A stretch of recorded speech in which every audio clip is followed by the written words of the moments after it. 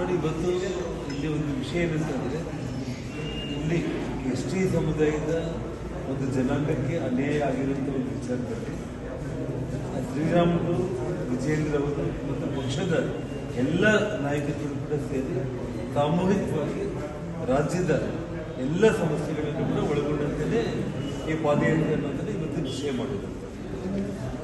ಇವತ್ತು ಟೋಟಲ್ ಒಂದು route map final ಆಗಿರುವಂಥದ್ದು.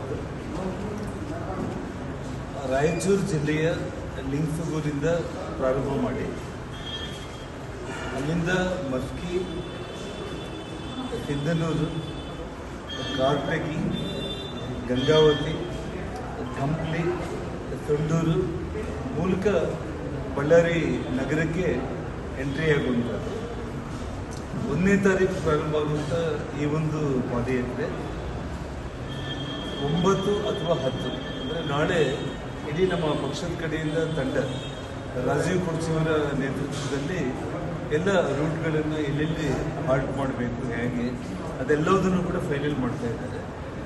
ಸರಿಸುಮಾರು 175 ಕಿಲೋಮೀಟ್ರ್ ಪಾದಯಾತ್ರೆ ಇದಾಗಿರುತ್ತೆ.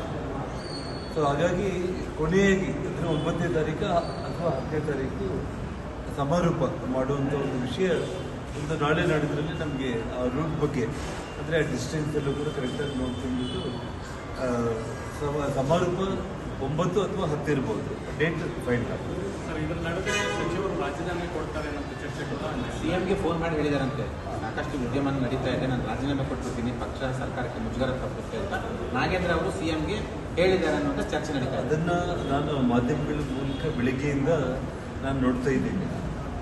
ಅವರು ರಾಜೀನಾಮೆ ಕೊಡ್ತಾರೆ ಅಂತೇಳಿ ನಿಜವಾಗ್ಲೂ ಕೂಡ ಇಷ್ಟೊತ್ತಿಗಾಗಲೇ ರಾಜೀನಾಮೆ ಕೊಟ್ಟಿದ್ರೆ ತುಂಬ ಒಂದು ಗೌರವಯುತವಾಗಿ ಇರ್ತಾ ಇದೆ. ಇಷ್ಟೆಲ್ಲ ವಿಧಾನಸಭೆಯಲ್ಲಿ ಸುಮಾರು ದಿನಗಳ ಕಾಲ ಅವರ ರಾಜೀನಾಮೆಗೋಸ್ಕರನೇ ರೈತರ ಸಂಕಷ್ಟಗಳು, ಬರದ ಬಗ್ಗೆ ಮಾತಾಡೋದಕ್ಕೂ ಕೂಡ ಅವಕಾಶ ಆಗದೇನೆ ಸನ್ಮಾನ್ಯ ಡಿ ಕೆ ಶಿವಕುಮಾರ್ ಅವರು ಈ ರಾಜ್ಯದ ಮೊದಲ ಬಾರಿಗೆ ಅವರು ಮುಖ್ಯಮಂತ್ರಿ ಆಗಿರೋದು ಮೊದಲ ಅಧಿವೇಶನದಲ್ಲೇ ಇವತ್ತು ಕಾಂಗ್ರೆಸ್ ಪಕ್ಷ ಆ ಸರ್ಕಾರ ಪಲಾಯನವಾದಿ ಅನ್ನುವಂಥ ಒಂದು ಹೆಸರನ್ನ ಪಡ್ಕೊಳ್ಳುವಂಥ ಒಂದು ಅಪಕೀರ್ತಿನ ತಪ್ಪಿಸಬಹುದಾಗಿತ್ತು ಅವರು ರಾಜೀನಾಮೆ ಕೊಟ್ಟಿದ್ರೆ. ಮಾಧ್ಯಮಗಳ ಮೂಲಕ ನಾವು ತಿಳ್ಕೊಳ್ತಾ ಇರೋದು ಸರಿಯಾದ ವಿಚಾರ ಗೊತ್ತಿಲ್ಲ. ಆದರೆ ಇವತ್ತು ವಿಜೇಂದ್ರ ಅವರು ರಾಜ್ಯಾಧ್ಯಕ್ಷರು ಮತ್ತು ರಾಧಾ ಮೋಹನ್ ದಾಸ್ ಅಗರ್ವಾಲ್ ಅವರ ಸಮಕ್ಷಮದಲ್ಲಿ ಇವತ್ತೆಲ್ಲ ಒಂದು ತೀರ್ಮಾನ ಆಗಿರೋದು.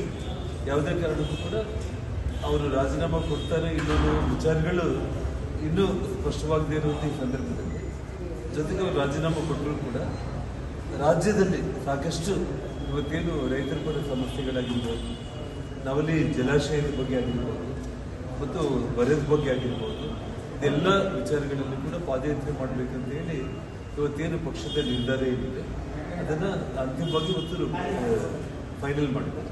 ಎಲ್ಲೊಂದು ಕಡೆ ನಾಗೇಂದ್ರ ಒಂದೇ ಒಂದು ನಾನು ಮಾಧ್ಯಮ ಸ್ನೇಹಿತರಿಗೆ ರಾಜ್ಯದ ಜನರಿಗೆ ಇಲ್ಲಿ ನಾವು ತಿಳಿಸ್ತಾ ಇರೋದು ಒಂದೇ ಒಂದು ವಿಚಾರ ಏನಿದೆ, ಸರಿಸುಮಾರು 3 ಲಕ್ಷ ಇಂಡಿವಿಜುವಲ್ಸ್ಗೆ ಆ 157 ಕೋಟಿ ಹಣ ಆ ವಾಲ್ಮೀಕಿ ಜನಾಂಗದ ಯುವಕರಿಗೆ, ನಿರುದ್ಯೋಗಿ ಯುವಕರಿಗೆ, ಎಜುಕೇಷನ್ ಪರ್ಪಸ್ ಅಥವಾ ಮಹಿಳೆಯರಿಗೆ ಒಂದು ರೋಡ್ ಬದಿ ಅವರೆಲ್ಲ ಸಣ್ಣ ಪುಟ್ಟ ವ್ಯಾಪಾರಗಳು ಮಾಡ್ಕೊಳ್ಳೋದಕ್ಕೆ ಅಥವಾ ರೈತರಿಗೆ, ವಾಲ್ಮೀಕಿ ಜನಾಂಗದ ರೈತರಿಗೆ ಭೂಮಿ ತಗೊಳ್ಳೋದಕ್ಕೆ ಹೆಚ್ಚು ಕಡಿಮೆ 3 ಲಕ್ಷ ಇಂಡಿವಿಜುವಲ್ಸ್ಗೆ 157 ಕೋಟಿ ಹಣ ಉಪಯೋಗ ಆಗಬೇಕಾಗಿತ್ತು. ಅದನ್ನು ಇವತ್ತು ದುರುಪಯೋಗ ಮಾಡ್ಕೊಂಡಿರೋ ಕಾರಣ ಅವರು ರಾಜೀನಾಮೆ ಕೊಡಲೇಬೇಕನ್ನುವಂಥದ್ದು.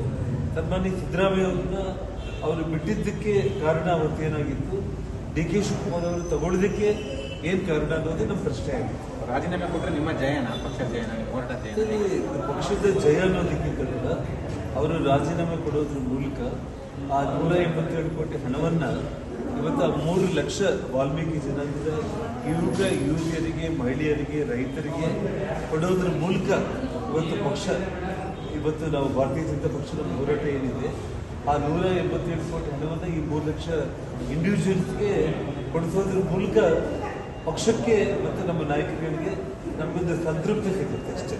ಇದು ಜಯ ಅನ್ನೋದಕ್ಕಿಂತ ಕೂಡ ನ್ಯಾಯ ಒದಗಿಸಿದಂಗೆ ಆಗುತ್ತೆ ಅಷ್ಟೇ.